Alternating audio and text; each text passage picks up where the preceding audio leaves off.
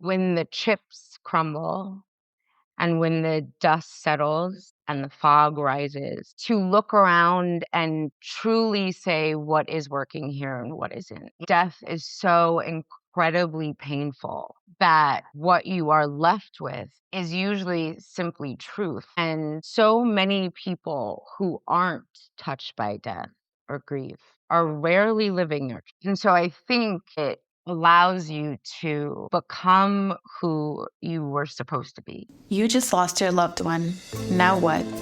Welcome to the Grief in Life podcast, where we explore this new reality through grief-colored lenses. Openly, authentically, I'm your host, Nina Rodriguez. Let's get started. How can we reconnect with our mind, our body, and our spirit after a major loss?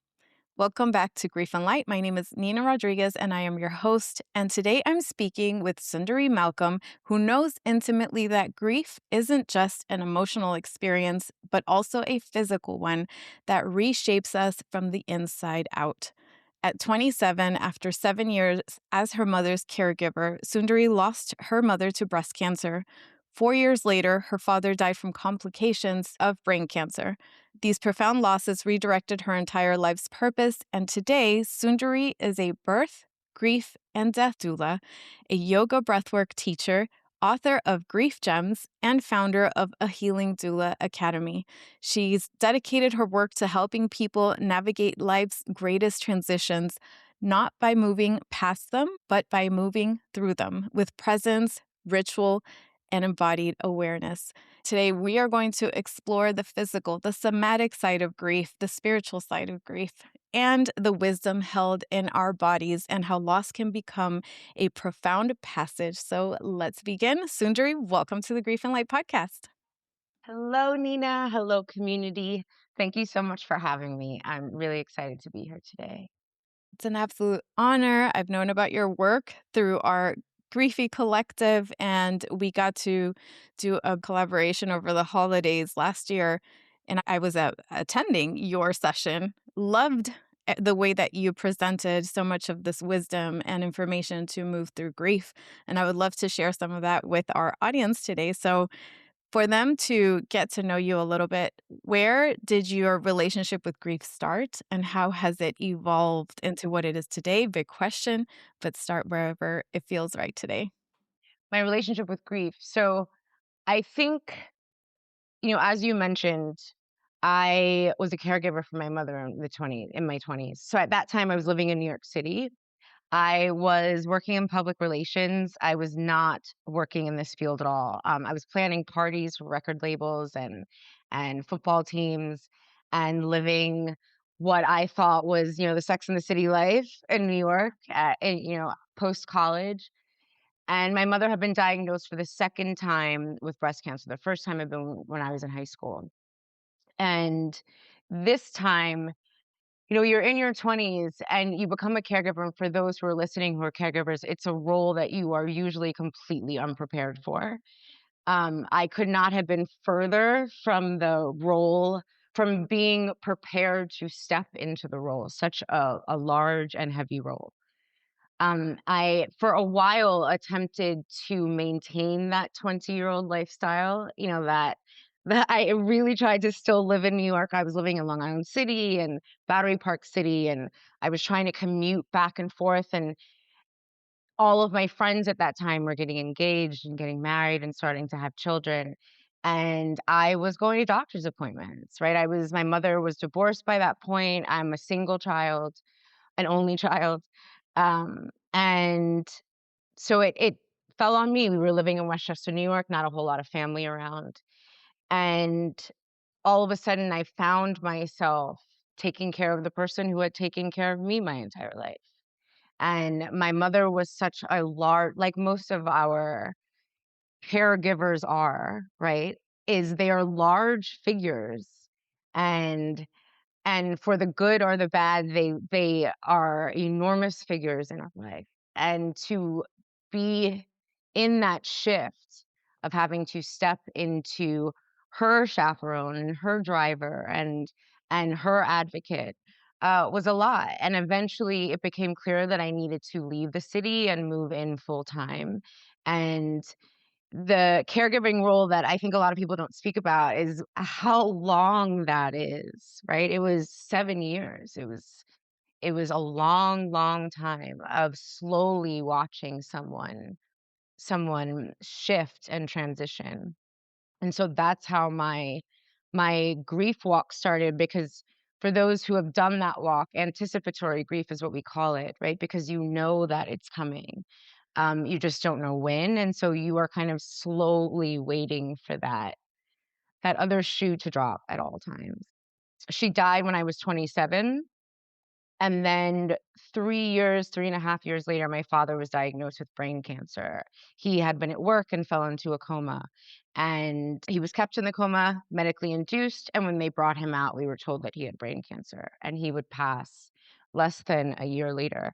And our relationship was much different. My mother and I, because one, we were both Leo women. I was actually born at her birthday party. And I like to say that because that's always like the how codependent that relationship was in all the ways. We were extremely close. And so when she died, my grief felt world shifting and world rocking. My father and I had a much more complicated relationship. He and my mother had split when I was 10, and we were estranged for most of my life. And so when he was diagnosed and when it came down to figuring out who was going to step in and who was going to help, it was a lot to take on. Consequently, my grief with him has been different, right? And that was 2011. It's 2026 now. So I'm sure we'll get into that, but that's how this all began.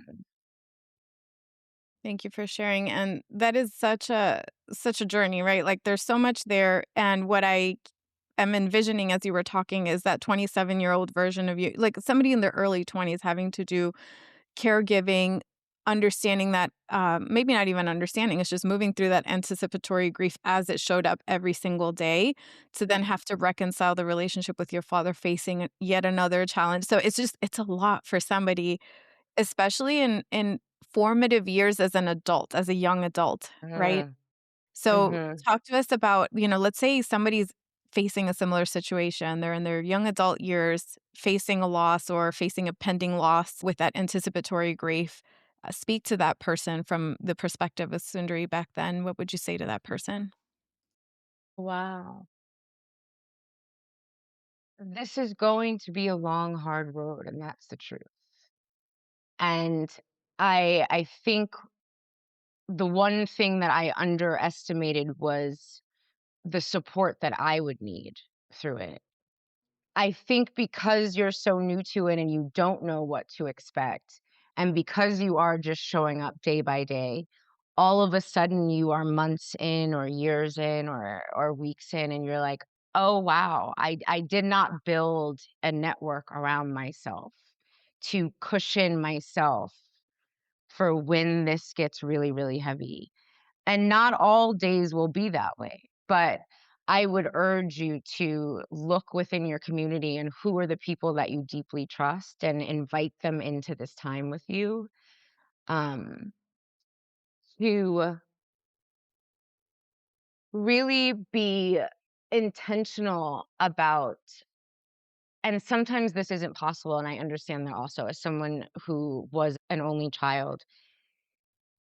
Being more intentional about putting time in for yourself, about taking breaks. It sometimes can feel like you can't take a break, right? I talk about in my book how I turned my phone off after my mother died and didn't turn it back on really until like this year, last year. I still mostly keep it off. And that's because it was like it becomes your lifeline, right? Everything is connected to this phone and to the news that you're going to receive and the calls that you have to make. And I think you get on this wheel of, and it's valid that you want to be there any at all times, but that is not sustainable, right? And what comes after that is a lot of burnout. And so if there is someone that you can call and say, "Can you just come in on a Saturday for an hour so that I can go take a drive or take a walk, so that I can take a bath, so that I can take a shower?" Asking for breaks is important. I think I wish I had known that there would be times when I would be really resentful, and that's a really human. emotion. I used to feel a lot of guilt about that. Like, how dare I be like annoyed that I have to take care of this person that's dying? But like, that is a human reaction and it's really like normal. And when that comes up in you, not feeling shame and guilt about that, nobody in the situation asked for this. Right. And so everybody in every phase is trying to figure out like, how the fuck did I get here? And you're gonna wrestle with that. Um, so I guess I would start with that.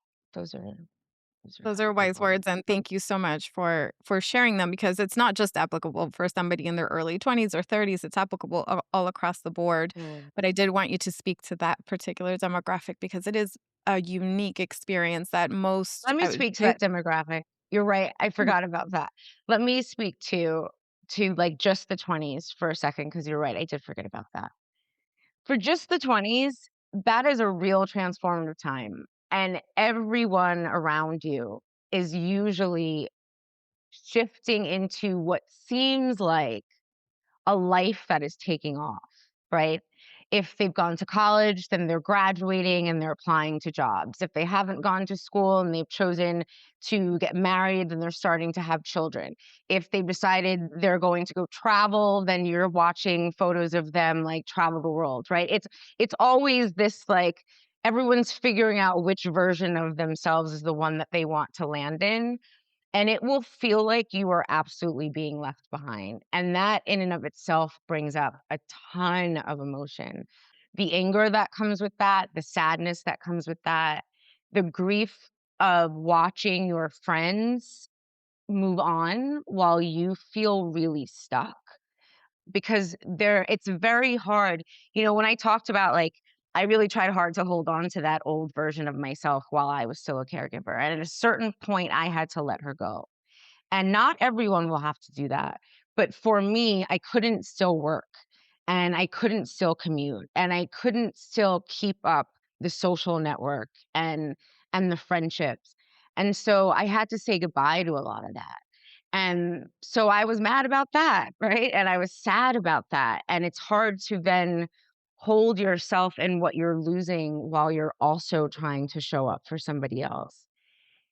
And I have to say, the only wise words I have to say to that are, there will come a point where you will be able to revisit the grief that you're not able to sit with then. And there will come a time when you will be able to sit with the anger that came up. It might not be right now. And that's okay. That's a lot to figure out. But there will be a time for that. And your relationships will shift, and that will be really painful, especially at that point, because we're usually so social and so tied into two networks. But I promise you, the ones who are left are the ones who should be left with you. And the ones who leave are the ones that shouldn't be there in the first place. And that will be hard to see at the moment, but the ones who remain are the true ones. Thank you. So beautifully said, and so much honesty in your words. I do agree that grief taught me some people are here for seasons of your life. Not everybody's meant to stay throughout the ups and the downs, and that's okay. I can say that now. It doesn't feel like Yeah. great in the beginning, but I No. can say that now, definitely. And you allude to that in your book, Grief Gems, which is a wonderful read. We were commenting before I read it, and I said, this is like the type of honesty and clarity that I wish I had in the beginning. And I've read a lot of books on grief that make sense to me now, like 6 years later. And I agree that they're beautifully written and all these things. And also, when you are in the throes of grief, you don't need 300 pages about the meaning you're Mhm. going to make later on in life. You need honesty, you need Yeah. anchoring, you need somebody to Yeah. speak to you directly, like hold your face, both sides of your Yeah. cheeks, look you in the eye and say, you're going to be okay, but this is going to be hard and this is what it's going to look like. And you have Yeah. permission to do things your way. So I feel like that is what this book was to me. As I received Yeah. it, it felt like a friend saying, I got you. I've been through this. You will be okay. This is what a lot of this is going to look like. and, giving that person permission. I don't know if you have the book handy. I wish I would have asked you this before we got Yeah, I recording. do. But okay, perfect. Would you be there it is if you're watching on video.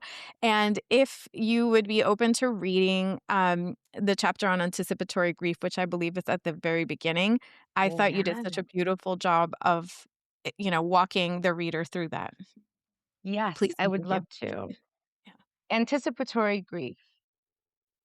No one talks about how fucking terrible it is to know someone is dying and you just kind of have to wait around until it happens. I used to call my mother every few minutes like a panicked rabbit when I left the house, just in case she died while I was out picking up cat food. I couldn't concentrate on anything. It was hard to have normal conversations. It was hard to have regular friendships.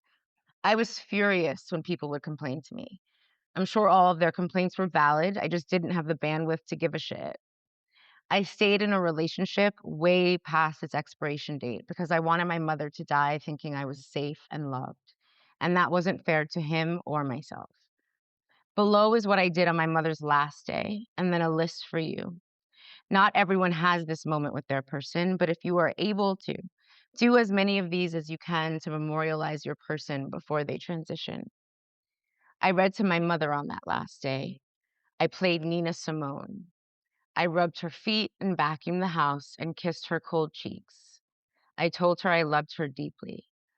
I kept candles lit and the windows open so she could feel the sun on her face, and I wept. I urge you to dim the lights, to take a picture of their hands. With care, take a deep breath, rub your hands together until they warm up, and lay them on their legs and hum. Let the vibration and gentle pressure of your hands soothe them. Clean the home so they can transition without clutter and with ease. Play their favorite music. Tell them everything you've never had the guts to say before.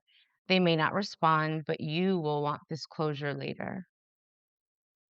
Write a draft of the email or text that will go out to your friends, family, and colleagues to let them know your person is passed. No one wants to deal with that shit when they're in pain. No, people do not need personal messages. Your pain is personal. That's one of my favorites, I gotta say. Make sure you know who will be with you when they die and the few days directly following. They may make sounds in their throat that sound like they are softly gurgling. This can be scary to hear. Some call it the death rattle. I call it the crossing over bell. And when you hear this, the time is near. If you're able, open a window in their room. Allow the breeze to flow in and blanket them. Give the soul a passageway out. No matter what your relationship was, let them know that they are safe and allow them to die with grace and dignity. We all deserve that. Thank you so much. That was beautiful. I read that and I felt like I was there with you in this sacred moment.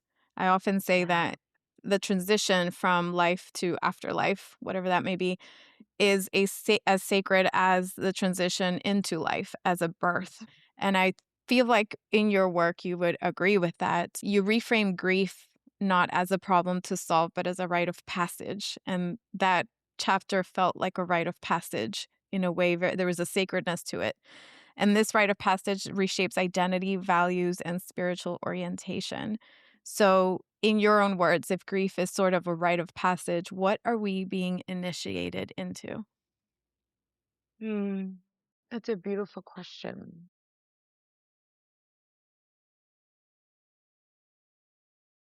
I think you're being initiated into a deeper relationship with your spirit. I think that you're being invited into an opportunity to,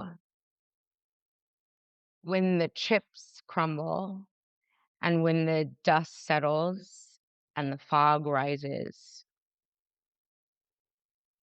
to look around and truly say what is working here and what isn't. I think death is so incredibly painful that what you are left with is usually simply truth. And so many people who aren't touched by death or grief are rarely living their truth. And so I think it allows you to become who you were supposed to be. Smiling as you say that because I felt those words absolutely. Grief can loss in general can take us one way or another, but I feel like when we lean into it and when we decide to allow it to burn away what it needs to, like you said, that truth emerges. I feel like when you said that, I really resonated with that about how it attunes you to the truth of Yeah. your life and of life. That's really beautiful. And it sounds like from reading that part of your book, it sounds like you that was very intuitive for you to be able Yeah. to, hum at her and dim the lights and open the window. Where did this wisdom come from? Well, I was raised between New York and a spiritual community called Yogaville, which is in Virginia. Um, and so my mother, before I was born, was studying to be a Swami, and which, for those who don't know, is like akin to a monk. And she was in Connecticut with a number of other 70s hippies in their 20s and was really dedicating her life to the spiritual path. And her mother was diagnosed with ALS. She moved back home to be the caregiver for her mother. And interestingly enough, she was 28 and her mother was 55, and then I was also the same age and my mother was 55. So it's quite ancestral, I think, when you look at some of these passageways, right? These are not coincidental to me. Um, and so I was raised with a mother who had been studying this and then had walked through her own initiation, right? And she met my father, who was a meditation learner and was studying quantum physics and becoming a vegan, which for Black folks in Brooklyn in the 70s, like this was like real, you know, and so I was really raised with spiritual teaching. So I went to school in New York City, but on summer vacations and holidays, I would spend my time in Yogaville and I went to yoga sleepaway camp. And so I grew up meditating and chanting and practicing yoga and not just learning the asanas, but the principles behind them. And my godmother ran a women's integrative health holistic center in Harlem and left to open a community in Uganda. And so these were the women that I was surrounded with, and I was surrounded with a lot of healers and teachers throughout my whole life. It wasn't until I was a caregiver that I really understood how these practices impacted me. It wasn't until she died that I started pulling on them and applied them to myself. But in that moment, I think it was intuitive. I think, within the spiritual practice, one of the things that I carry with me always is the breath and stillness, the breath and stillness. And when you can figure out nothing else, go to the breath and stillness. And I was terrified. I wasn't calm. My mother was actively dying. There were sounds I did not recognize, but I was also very aware. And yes, that was very intuitive. I will say this. I believe that's because I've done this in other lifetimes, but I think it snapped in that moment of be really still and open windows and allow the breath to pass and play sound healing and allow there to be real gentleness in the house. When I look back on it, I'm amazed at that I was able to do that. And I think that's because that's what I was supposed to be doing. That was the agreement she and I had made for that last moment. And it's why I'm so intent on teaching that now. The Western view on death and grief, one is new. Um, and Say the more about that. approach, the, you know, we think we have to look at, especially when you're looking at times like this, as you are watching systems crumble, what I hope you are garnering from it is that this is the time to be unlearning things and to recognize that most of what has been taught to you has been a lie.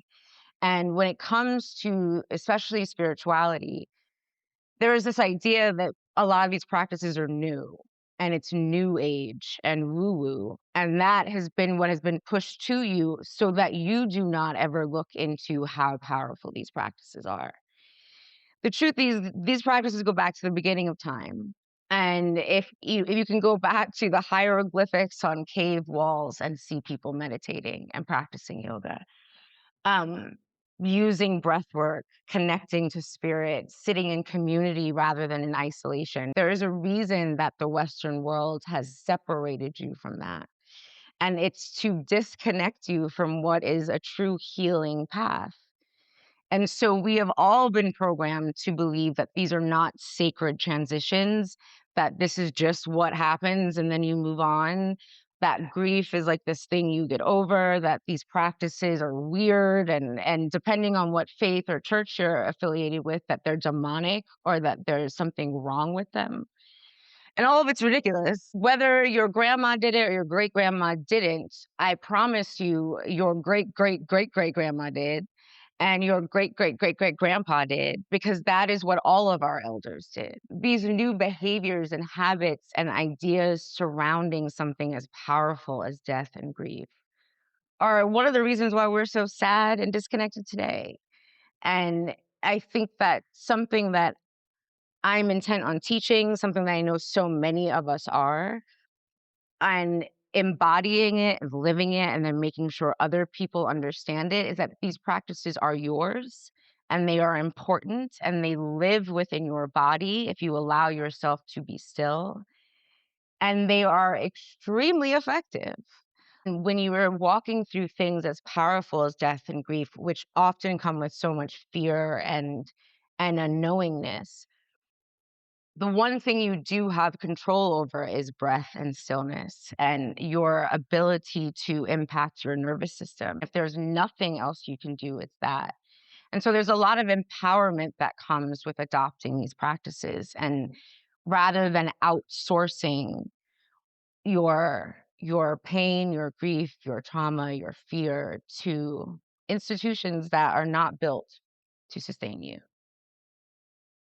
Thank you so much. And I am nodding yes because the Western society tends to deal with things from the neck up. So in your mind, if you will, like talk therapy, which is great. I Absolutely. host groups. I believe in it. There is a Yeah. lot of healing in that. And we cannot return our sense of agency if we don't connect mind, body, spirit. I would argue spirituality, purpose, and a lot of other things there, but at least mind, body, spirit. A lot of the work Absolutely. you do sounds like that reconnecting to return agency to each person within their own knowingness. And I love that you touched on your great great great grandparents probably did this because there is an importance. And I'm starting to see more conversations happen about reconnecting with our ancestry, with where we come from, with our lineage, with who our great great greats were, and Yeah. what wisdom did they pass down to us through who we are today. So it sounds like you not only did that, and obviously it helped that you grew up with perhaps a mom who understood this innately and you got to Yeah. see some of that modeling when you were growing up, but it sounds like you also embody it so much for yourself. I lost my only sibling, so one of the most jarring comments was, "Well, now that you're an only child," right?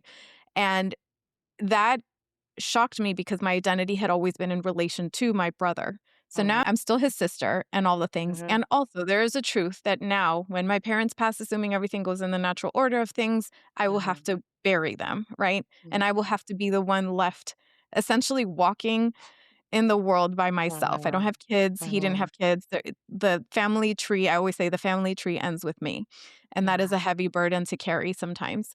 So I'm hearing a lot of that. And in the way that you have seemingly, from where I'm standing, made peace with so much of that and honor your ancestors and bring healing into this world and, right? Yeah. I don't know what the question is here, but what is your sense of legacy, identity, and purpose in all of this?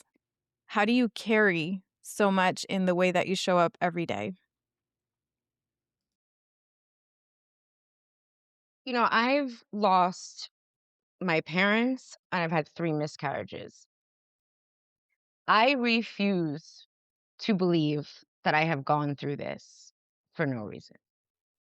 That is part of what grounds me every day. Like, I'll be damned to think that I have had to go through all this for shits and giggles. Like, that just does not make any sense to me, 1. What is extremely important to me is to always look at, like, when you think about purpose, I try to look at it more like, what was missing when I was walking through this? And then how do I fill that gap for other people? And that's what's always kept me really focused on how to show up and how to keep moving. And when it feels really heavy, how to stay the course. Because, as we mentioned, the conversation about grief and loss is often the Western approach to it is so disconnected from the mind, body, spirit that we leave people so unprepared, I feel, to truly understand, 1, that this is a walk that you're going to have to do forever. 2, if it is not integrated and embodied, this will physically show up. And so you're going to need to learn how to move and shift this energy, understanding that energy really is real. And I think the the ancestral part that ties, and I might be losing my train of thought, but the ancestral part that ties into it with me is I believe in reincarnation. So let me start with that. I believe that we keep showing up to do work and that we have often walked each other home before. And so it feels like this was my role right now. It was not fun. It was not enjoyable. I did not like, from a like real human perspective, the idea that like I signed up for this on purpose sounds kind of crazy.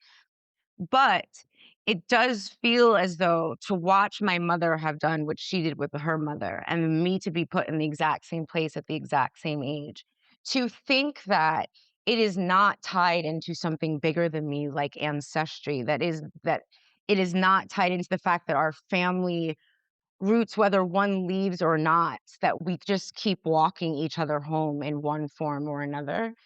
To think that we're going through this because life just happens, that also is a very Western way of looking at this, right? Ancient cultures believe nothing is by coincidence, and all of this is spiritual, and all of this is energetic. And all of this requires care and grace and sacredness. And this is your purpose. This is it for all of us. The bad bitch boss energy, like all that's fun, but like not your purpose. That's actually not being in community, deep care, empathy, like understanding how powerful you are, how capable you are, how resilient you are. Your soul's journey is so much more important than your physical journey here. And and so when it comes to this work, when it comes to how I sustain it, when it comes to how important I think ancestry is in part of this, it's like because this is why we are walking on this planet. It is not like, the rest of it should be fun. Yes, have a great time. But this is the meat and potatoes of it. So pour into it, lean into it, and then allow it to show you who you are on the other side of it. We're all just walking each other home. That's one of my favorite quotes. And I thank you for sharing that perspective because if I'm really, really honest, with all I've learned about grief work and theories and all the things, what actually helped me move through grief and the greater understanding and make peace in my heart with what is that knowingness that we're more than just this human iteration. And Yes. that really deeply resonates. I didn't know about past life, soul contracts, soul groups, soul Yeah. families, and any of that until my brother died. It cracked me open to learning about these things in the first place.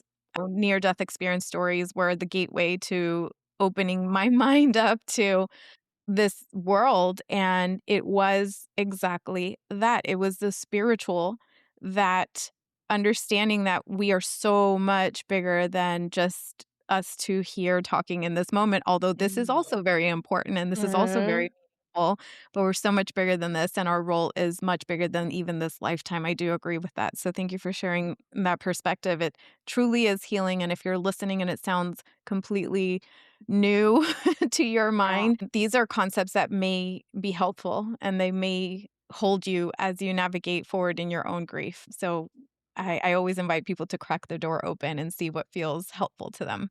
That's beautiful. exactly. And, we're talking about mind, body, spirit. A lot of your work is that reconnection with self, return to agency. So talk to us about what is a death doula? What is a grief doula? And what does this work entail if somebody wanted to work with you? Work with me as the client or work with me as the student of the academy, so I know You which way can to go. speak to both, actually. Yeah, we'll Okay. we'll delve into both sides. So for me, it has always been important that my spiritual work is intertwined with all work that I do within grief and death work. Let's start with grievers. I am not trying at all to heal anyone from their grief, right? Like that's impossible. I'm not trying to fix anybody. That is not my purpose of being there. What I am trying to do is return them back to their body. Grief is traumatic. And I think what sometimes people don't understand is like there's a soul fracture that happens when you move through a traumatic experience. And so that means that you literally, the brain, in order to protect itself, the soul, in order to protect itself, parts of it shut down. And you go to the places just to keep you functioning. That is what happens in those immediate times, especially those beginning times. You usually start to disconnect from things that, while they might be helpful, you do not have the energy for. So someone telling you that you need to eat a certain way or that you need to be drinking a certain way or that you need to be moving your body, any of those things, you usually feel like I do not have the energy to give to that. But how a grief doula can be helpful is it's the person that comes in to help guide you through that. And so you don't have to feel like you have to figure out how to do this alone when you're exhausted and sad, that someone is going to either show up or call you or be on your computer. And maybe they're talking to you, and we do have a lot of time for conversation, but sometimes it's just for breath work. And sometimes it's just for movement because the understanding from an ancient perspective is talk is exhaustive. And a lot of times we don't have the words for it, but we might have sound for it, right? We might have movement for it. We might have art for it. And those are all really important too. There is a real belief in a lot of faiths. I come from the perspective of yogic principles, but also TCM, which is traditional Chinese medicine, and Ayurveda, which talks about the energetic centers of the body. And that when we are not moving intentionally with either sound or breath or movement, energy literally becomes stuck in different areas of the body. When it becomes stuck in different areas of the body, it either manifests as emotional or physical. So, emotional can be the wide range, but physical can also be, I'll talk about myself. I had huge stomach issues. I had a lot of like skin issues right after, a lot of headaches, a lot of hair issues, reproductive issues. I got fibroids. I was diagnosed with Crohn's disease, just like the gamut of it. It was all stress and grief that I had not moved through my body, and that is what happens because the body loves you, and so it's trying to protect you, and at a certain point, it can only hold so much, and so in your co-creation with your body, you have to recognize that I can't keep it in here, even if I'm mentally not ready to deal with this. I need to find other ways, and so I work a lot with plant medicine and herbs and tinctures and sound healing because we understand if you study sound healing that the frequencies of music were changed in the 60s. And so we are now dealing with a frequency that makes you anxious. That is what is in mainstream music. It makes you anxious and fearful. You can research this on your own. The Rockefeller Foundation shifted that in the US. The Germans did in the 60s. And so becoming intentional about what you're listening to, because if you are already panicked and anxious, while it might feel good to listen to the latest song, it's probably not helping your nervous system. And so I'm not telling you not to listen to it, but my goal is to bring in frequencies to help counterbalance what you might have just listened to on the way home on the radio casually without realizing its impact. So that's a lot of the grief work. We talk about nutrition. We talk a lot about ancestry. We build altars together. We build in ritual to one's daily schedule, because ritual and ceremony is how we stay connected to the dead, but also to ourselves. When we think about soul fragmentation, these moments that you sit at altars, that you light candles, that you sit with those who have passed, are also a way to retrieve yourself, right? Like, who am I now?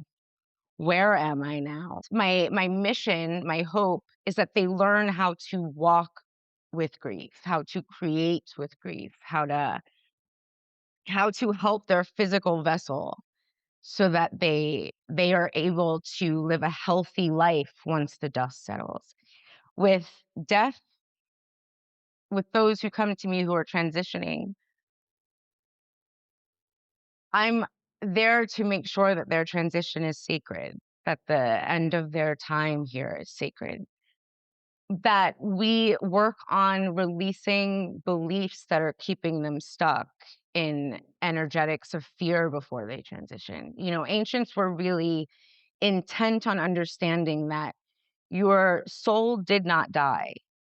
Your spirit did not die. Only the physical body did. And so if the spirit continues, then it needs to be effectively healed before it does. Not because something happens to it, it just makes the transition easier. And so if you are able to talk to people about that thing they're still holding, that guilt they're still carrying, that conversation they wish they had had, if you can feed them the foods that make them think of their childhood so that they can return to a happy moment, if you can play music that makes them think of their ancestry so that they connect back to those who are deeper than maybe the not so happy relations they're in now, because not all family winds up being who we want to be in company with at the end. It's about returning people back to themselves so that they pass with ease and understanding that there is nothing to fear, that there is something wonderful on the other side of this physical body, and that they do so peacefully and being cared for and loved. And again, in that, there's a lot of ceremony. Our ancestors from each faith had a lot of ceremony around death, around post death. This idea that, like, this man just comes and listen. This happened with my parents also. The mortuary came and put them in a body bag and rolls them out. Right, that was the truth of what happened then. It doesn't have to happen that way. I wish I had known that. That's part of what we teach in the academy and how I train students is, like, know what state you're in, what country you're in, what rights you have as a family to keep a body home, to wash them, to cover them, to play music for them. The Western thing is like, well, they've passed, now push them out, right? It's Now get to the so next transactional and so, like, sterile. It really that to me sterile. is something I'm still contending with, that it was treated so mechanically and so Yes. not human. Yeah. And yet, how many of us are just, like, accustomed to that, right? Like, we see it in movies, we see it in TV, it's told to us that this is what should be done, and so we just keep continuing these practices that are just taking us further and further away from being rooted. And so, when you bring these practices back, we have to realize, like, it's also not just for the people that we serve as grief and death doulas, it's also for us, right? Like, to reclaim these practices for myself, for my own family, for the women and the healers who came before me, for the medicine women who I didn't know, but I am guaranteeing were there, right? There's a lot of reclamation in that. And and I think there's a lot of healing in that for those of us who do this work of maybe we weren't able to do it for our people or even ourselves when we were first starting, but the fact that you're able to pay this forward feels really good for a lot of us. And it feels like you're shifting a conversation because if more people are listening to this and start to think about, well, how do I want to die? Well, how do I want to grieve? Start asking your family. Like, these seem like uncomfortable conversations until you're in the moment, and no one wants to have that conversation in the moment. Have it when you're calm and peaceful and nobody's sick. Have it over a glass of wine or a cup of tea or a walk, and figure out, like, how do you really want to do this? Because it doesn't have to be done the way these folks have told us. That's ridiculous. Thank you for that. And if somebody wanted to work with you on both capacities, how can they get in touch with you? My website is ahealingdoula.com. So I have a Healing Doula Academy, which trains grief and death doulas rooted in ancient spiritual modalities. So you're able to join a student by simply going to the site, and you can read everything about the school and the guest teachers and the curriculum, and you can join there. If you're interested in working with me, I am based in Europe, in Germany now, but I see clients and students virtually all day, every day. But if you are on this side of the pond, then I do see folks in person. And just email me if you have questions. I'm info@ahealingdoula.com. But I'm always available for questions, and just reach out. But the site has everything, so you can find all info there. Perfect. And that will be, of course, like linked in the show notes.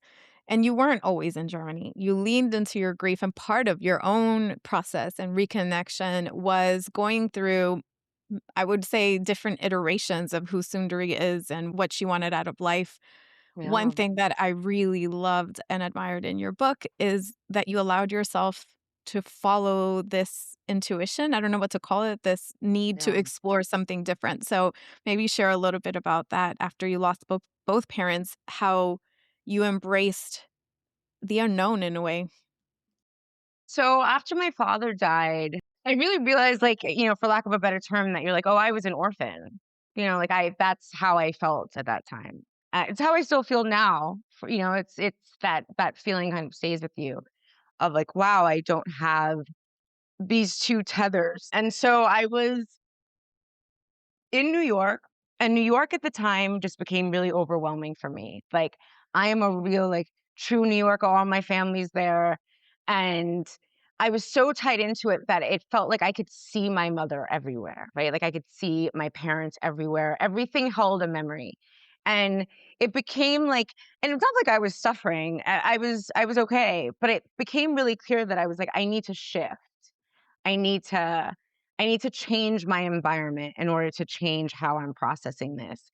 New York just felt like too much. So I was in a relationship, and it's funny when I tell these stories, I'm like, it seems like I just made a lot of rash choices, but it honestly, like, these all lined up really well. But I was dating a man in a very toxic relationship and moved with him to Miami. And within 6 weeks, I found out he was cheating on me, and I threw him out and changed the locks. And so now I'm in Miami, and I'm like, I have no friends, and my parents just died, and I don't know, like, what, like, and I have to, like, rebuild my life there. And it wound up being the best decision ever, and Miami was an incredible experience. I think it was in that I think I really allowed myself to shift, right? I think New York, and I think back to this a lot, like, had I stayed in New York, I think I really would have stayed. I don't know how much I would have allowed myself to change. I think moving to Miami, where I had no friends and I had no family, and I had to rebuild my career. I just left this relationship, and I remember that I was invited out to Diddy's New Year's Eve party, and I turned it down, and I stayed Good for home and you. meditated, Good for you. right? Knowing what we know now. Yeah. Ain't that some shit? But that was, like, a big shift for me of, like, I had been such, like, a social party girl. I was still trying to keep up with I was trying to return to pre-Anandi dying, who was the PR girl, the, like, bartender, the waitress. Like, I was trying to go back to her. And when I got to Miami, I was like, I'm really no longer that girl. And so I had to figure out who I was again, and it was a really good place for me to do so. And then in 2019, I had done some traveling, but in 2019, I fell in love with the tiny house movement, and that started to, like, really call. And I went to a tiny house festival in Bradenton, Florida, and I saw how people were living, and I was like, "Oh, these are not like dirty hippies in buses. These are like amazingly beautiful vans, buses, trailers, RVs.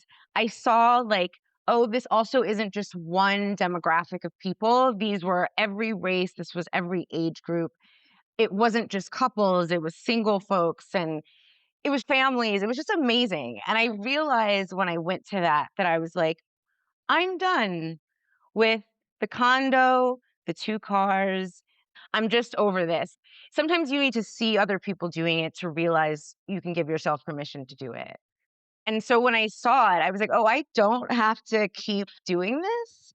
At that point, I was in another relationship and we decided to sell everything. So I sold, the condo and the cars and we went to North Carolina because we eventually joined all these forums on Facebook. I became like really obsessed with it, put myself through like YouTube carpentry school and tiny home school because I had zero skills. I'm laughing because my husband and I used to watch these videos all the time. Like there was an era where like rehabbing and remodeling and all these things, and it was just the best.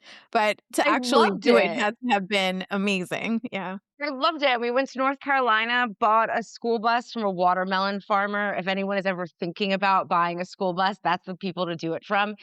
They buy like extra buses and so anyway, we got a great bus and spent 2 years or a year basically renovating it. It turned into the most beautiful tiny home. It's an Airbnb right now in Tallahassee.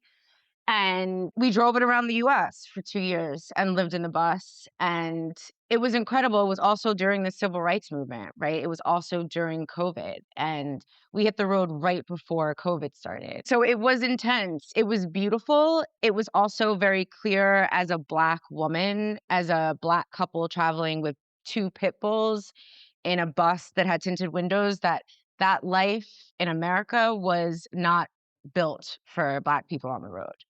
And that's what I learned on that trip.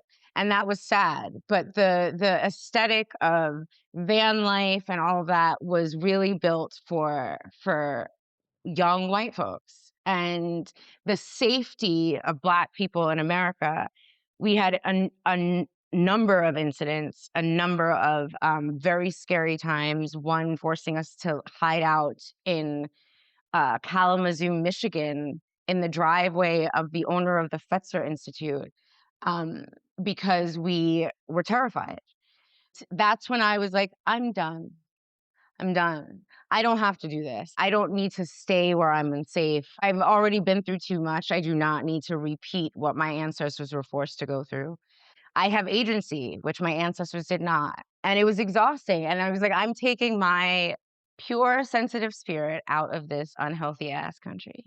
And I went to Curacao and I left my toxic husband in America also. I went to Curacao. Curacao is called the land of the healing. And I recommend it to everyone. It's a 3 hour or 2.5 hour straight flight from Florida. It's incredible. And I spent a year there studying herbs and meditating. I think it was the first time I would really felt safe enough to revisit old grief. Because now who am I again? Right now, there's been a civil rights movement, a pandemic, a toxic ex-husband, 2 parents. Grief comes with all of that. And you have to recognize all of those. Those are just as heavy. So I sat in Curacao and really had to think of like now as a Black woman, as a griever, now as a someone who's divorced, now what happens? And that again was the best decision of my life. Curacao was incredible. I wrote grief gems in Curacao and started pondering the academy in Curacao. Curacao led me to Germany, and I could not imagine any other path to have taken. It has been an incredibly adventurous ride, and I am grateful. I'm grateful to still be here. Grateful to be on it. My heart just smiles with joy at the fact that you just honored what needed to be the next step in that moment for you, for Sundari, not for anybody else, but for yourself and whatever that season of your life called you to do. Yeah. That's not easy for a lot of people for many reasons, from just logistics, like let's say you have kids and you're very tethered to a Mhm. mortgage and a house and all these things, Yeah. and or mentally just not allowing yourself to think differently. So what I really love is that permission to self and through self to others to think differently, to allow yourself to choose something different, aligned, even if and when it doesn't necessarily follow a traditional path. We are living in times, like you said earlier in this episode, where what we know as we know it is no longer, and we're Mhm. seeing that coming undone, and that is part of this next iteration of us as humanity. And right now, I personally believe we get to have a say into what this Yeah. next iteration is. Yeah. So much of that is by embodying our own truth, and each person is meant to live that truth differently. So I Mhm. really love that you shared that with us. You also share it in Grief Gems, the book, which I'll link in the show notes. And I love the way that it has led you to where you are today and whatever may come next, because there's more to Yeah. come, right? I really Yes. appreciate that. Yeah. I think sometimes a question I get a lot, and I'll end here, so I know we're chatting a lot, which has been great. The A question I get a lot is like, well, how am I supposed to know which way to go, right? Like, and so people are really confused about that. And so here's what I'll say. You only are able to hear yourself when you are intentional about making time for yourself. You cannot think that practices like breath work or meditation or taking a walk or sitting in the forest or sitting in a bath, whatever gets you quiet, are a waste of time.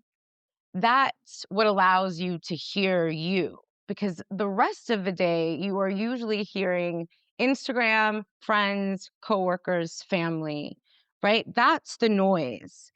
And I think something that we learn on this path is like oftentimes what you're hearing are not really your own thoughts, right? It's just like the noise that's playing constantly that you are then replaying. When you can slow down, you start to hear a much calmer voice. And that's the voice that I always know is not mine, right? That is my guide, because I am not technically, I'm not usually that calm, that steady, that like, you should look into this. I don't, that when I feel that calm, steady hand of look into this more, or read this book perhaps, or follow this, that's when I listen. And so I urge you just to get quiet enough that you can weed out the noise and the chatter, and then wait for the calmer voice that emerges. And she is your guide. He is your Beautiful. And it feels like it goes back to the earlier point you made about how grief, when we lean into it, can help us align with that deeper truth. And I do agree with that. And it's getting quite, I often say grief is an invitation to slow down more than anything. It's just slow the fuck down and Yeah. allow yourself to let it do what it does. It just changes you Yeah. from the inside out. Yes. So much of that is getting quiet in whatever way you can. Rituals are really helpful with this. Is there maybe a ritual somebody could do within the comfort of their home? They don't have to go anywhere, go do anything fancy, but something that you could share with our audience that could help them hear that voice, get in touch with that quiet place within. I would say every single day before you step out of the bed, take 2 minutes to do breath work. Just 2 minutes. Before you do anything, before you reach for your phone. And I know that sometimes we can be pulled, right? People have children, people have responsibilities that immediately start pulling them. But at some point, when you open your eyes, before you start moving, before you jump into the day, try to land in your body. I am here now. I'm present now. Just take a few breaths. If you can remind yourself to do that throughout the day, and I always often urge people, like, if you're new to this, set an alarm in your phone. Now, the alarm is kind of like contradictory to the peace that should come, but you'll get to the point of not needing the bell ringing. But set an alarm in your phone 3 times a day, hand on belly, hand on heart. I am here now. I'm in my body now. I am grounded now, especially as a griever who's also living in this current world. You're dealing with your grief and then collective grief. That is so loud. So just take those few moments. And then I would pick one day and use that to take 5 minutes to light a candle and just sit in front of the candle and just look at it. That's it. And try to just, every time your mind gets distracted, keep coming back to the candle. And just pick your day. And don't be so hard on yourself. People automatically say, like, I'm not good at meditation. I'm not good at, like, no one is good at, like, that's, you do it because you're not good at it, right? Like, you do it because you need it. The chatter will be normal. It might take you weeks, months until it gets quiet. That's okay. Just focus on the candle and the breath. Thank you for those. And those actually were 3 tips. So there you go, Okay. bonus and something you can implement right away. Sometimes the Yeah. way forward, the path forward, the next step forward is tiny and it's Yeah. quiet and it's barely there. But when you attune to it, it's incredibly powerful. Just even, I love the fire gazing Yeah. meditation because it is something that humans have done since the beginning of time, sit around a fire and stare at Yeah. it. And there's something very like the flame resonates with something within us. So it is very powerful. As simple as that sounds, we invite you, Sundari invites Yeah. you to try it out today and see Please. how that feels. You mentioned collective grief. There is so much. There's too much happening right Yeah. now. There's It's the too much. most. Life is doing the most right now collectively. Yeah. So what would you say, what's your take on everything, and how would you help somebody navigate both personal and collective grief? There's no one specific Mm, I'm aware that's a big question. It's more like, what's your take on all of this? my take on it, I'll tell you from a spiritual perspective, and I have a feeling that there's a lot of people who are in the spiritual community that listen to this because of just how your platform is and who you are. And so I think folks will understand this when there's a real, like, conversation in the spiritual community to just, like, keep your head down and just ignore everything that's happening and raise your frequency. And that's not the kind of spiritual girly I am. One of my perspectives on this is, yes, you are a spiritual being, but you are here to have a human experience and not to bypass the human experience. Part of why we are here is to sit in community. I am an advocate for finding a community right now. Part of why we are here is to look and to bear witness, right? And I think as grievers, one of the most upsetting things can be, as you continue to move through your grief, is how few people continue to hold witness or hold space for you. And I think about all that people are moving through right now. And it's like, if I can do nothing else, then it is to keep paying attention. It doesn't mean I have to go down every rabbit hole and I have to burn myself out, but I am going to continue to hold space and to bear witness. I also think that there is something to be said about collective grief, that for those of us who are really sensitive, which many grievers are, you can pick up on the energy of this walking to your car, right? Walking through the grocery store. Everyone is on edge. And so a lot of us are picking it up just walking into the office, just going to run errands. And so I think what's important right now is to recognize how powerful all of that is, and to boundary oneself during these times. To realize that you are sensitive and that you are dealing with your own grief, your own personal loss, that right now your brain and your nervous system are trying to calculate and reformulate. And so while we are not bypassing the human experience, you can only handle so much.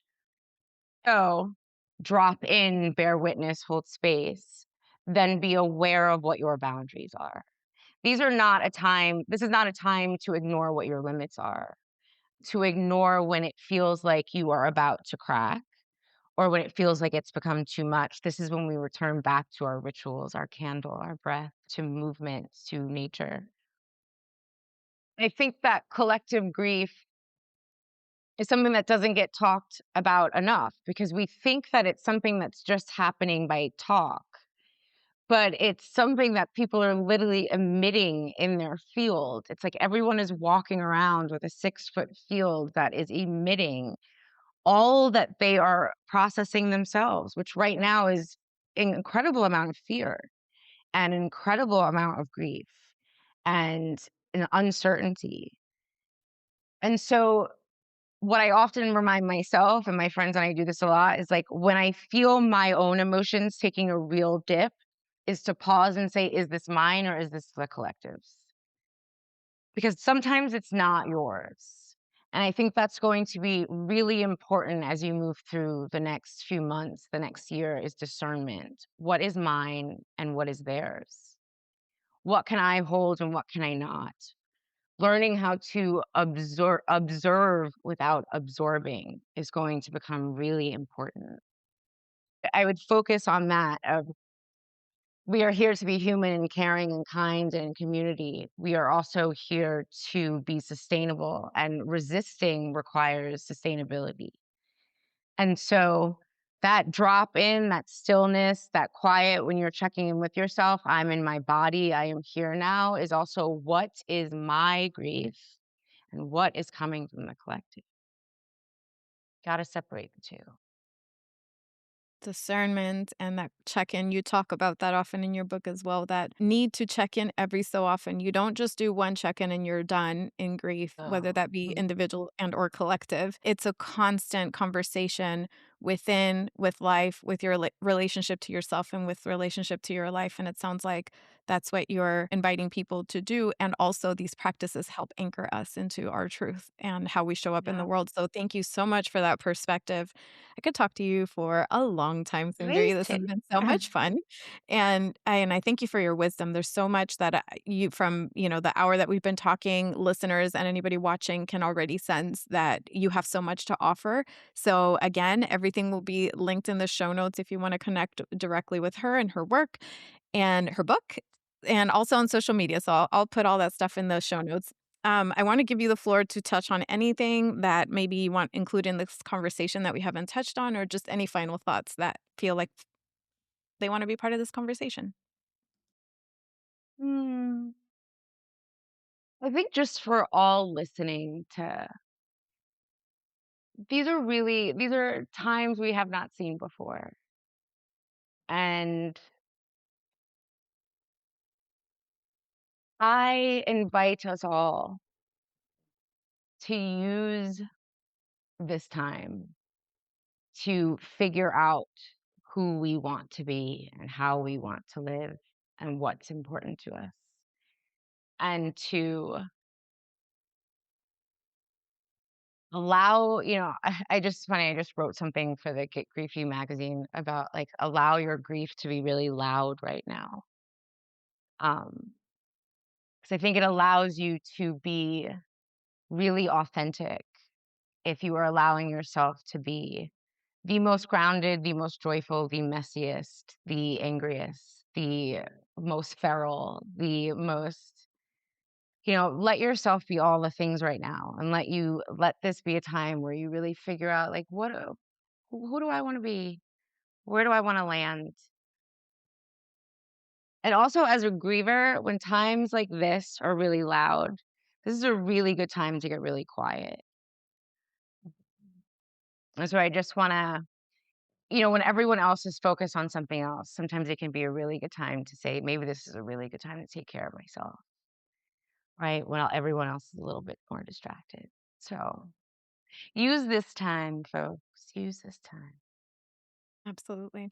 Thank you so much, Sundari. And final question, what would Sundari today say to Sundari when at 27 after the loss of your mother?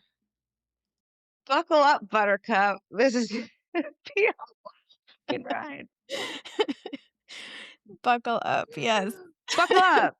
Honestly, I just think we have, especially to young grievers, there's so much of the age wrapped up into it also. There's so many versions of you waiting. As a griever, there are so many versions of you waiting.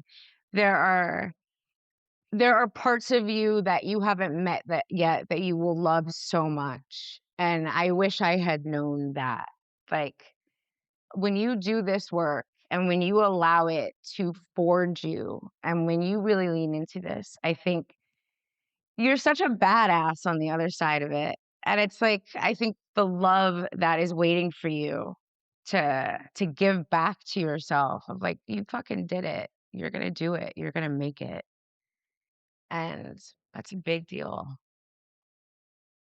Sundari, thank you so much for your wisdom, for your words, for your work, and for being you. Thank you. Thank you, Nina. That's it for today's episode. Be sure to subscribe to the Grief and Light podcast. I'd also love to connect with you and hear your thoughts and your stories.